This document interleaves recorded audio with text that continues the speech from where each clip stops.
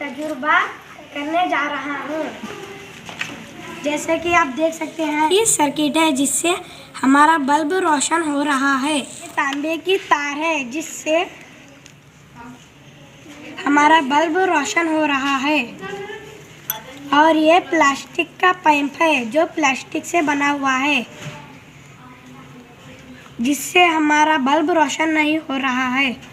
ये कील है जिससे हमारा बल्ब रोशन हो रहा है।